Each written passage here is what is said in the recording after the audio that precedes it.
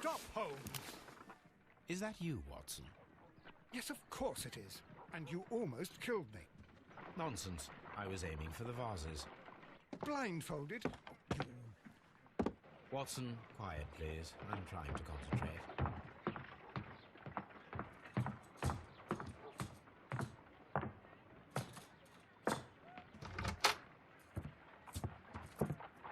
Ah, Lestrade. What is it this time? He can see me.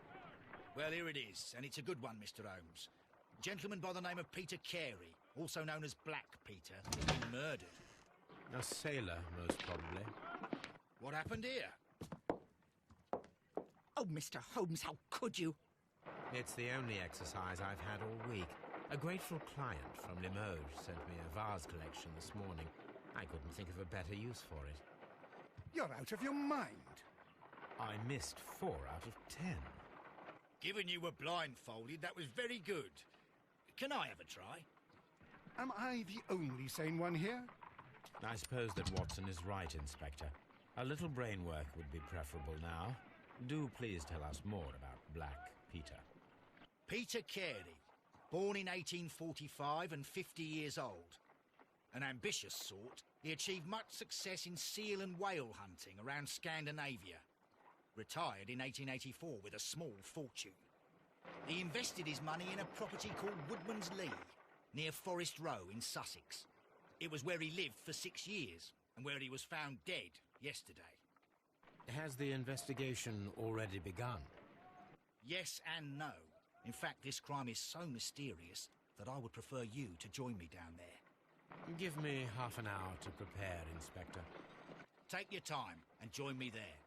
I have to go through the yard first. The Medi Men struck again. What have they done this time? They robbed a powder reserve. I'll meet you at Woodman's Lee, Mr. Holmes. I should have Mrs. Hudson here. I also have several appointments that I must keep this afternoon. I shall go alone, then.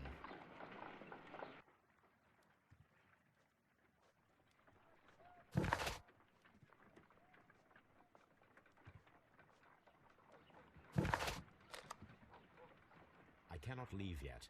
I am not finished here.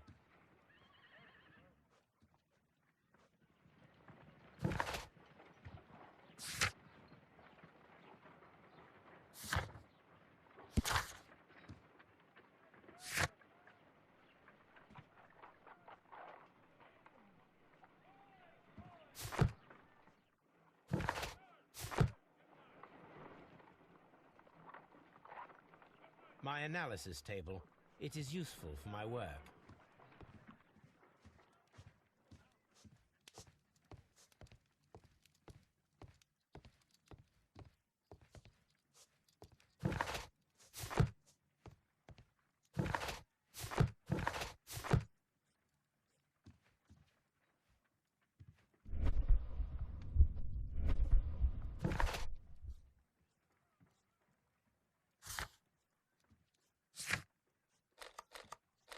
I cannot leave yet. I am...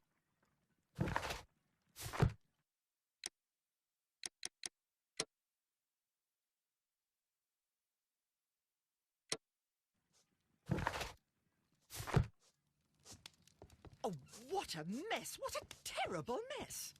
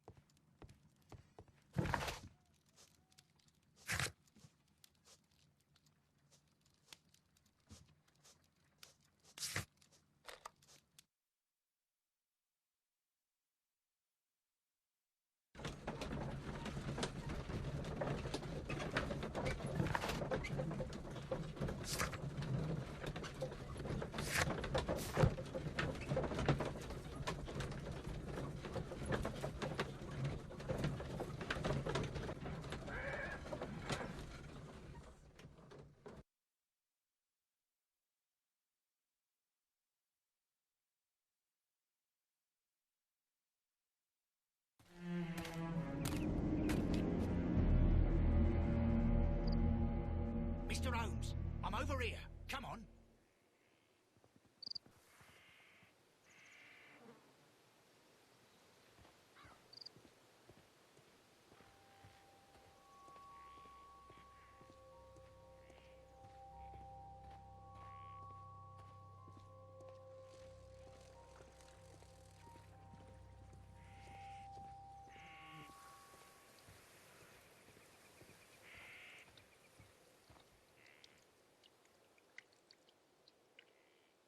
Inspector Lestrade, when will you remove my husband's body?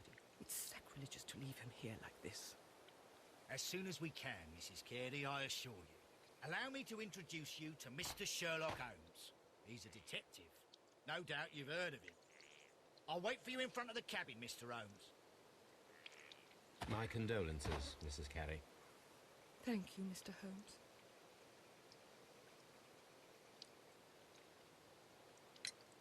Madam, can you tell me if you saw or heard anything unusual upon the night of the murder? At 2 o'clock in the morning, I heard a terrible scream. But I thought nothing of it then. He would scream all the time when he was drunk.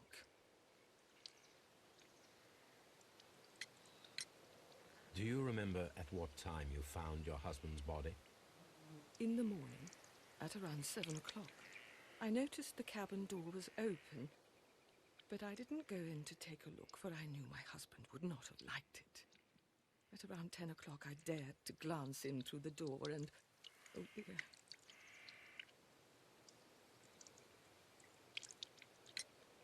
Can you please tell me what occurred on the evening of the murder? Well, Peter got drunk in the evening. He was in such a terrible temper. Usually, whenever that happened, he'd stay all night drinking in his cabin before passing out. Was your husband accustomed to receiving visitors? Oh, no, I don't think so. I mean, he didn't really have many friends. He lived quite an isolated life here, after his retirement.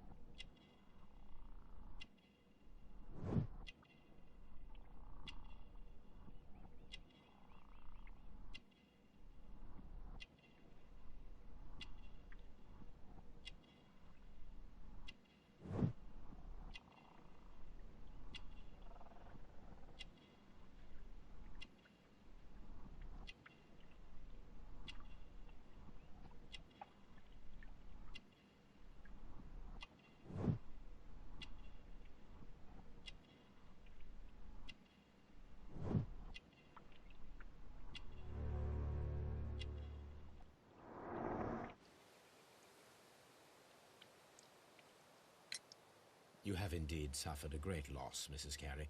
Nevertheless, I believe it will be less of a burden for you soon. Yes. Life with Peter was never easy, but he was still my husband. He was different, wasn't he, when you first met him upon your return from Plymouth? Yes, Mr. Holmes. Oh, my goodness, but how do you know about that?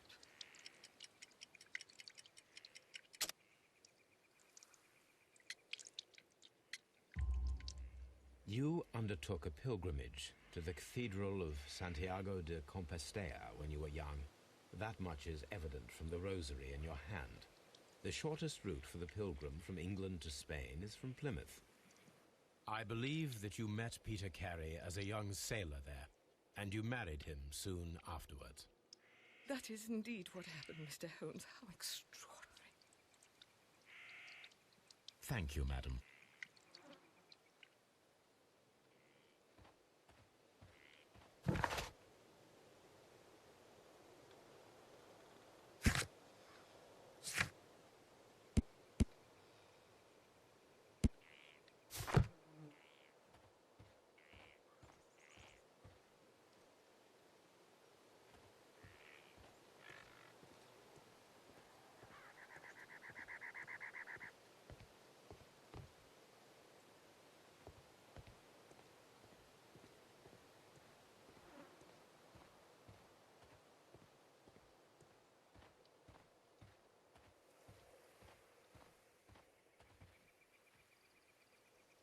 Mr. Holmes?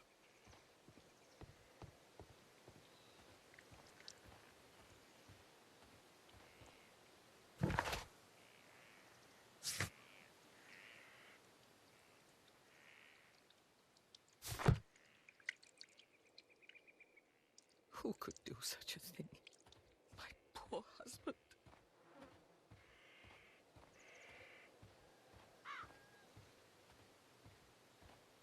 It seems that the garden was well maintained.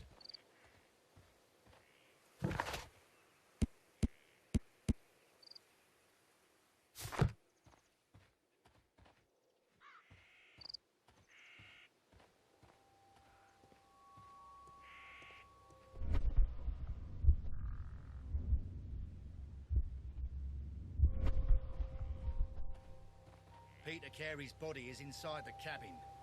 We took care not to touch anything.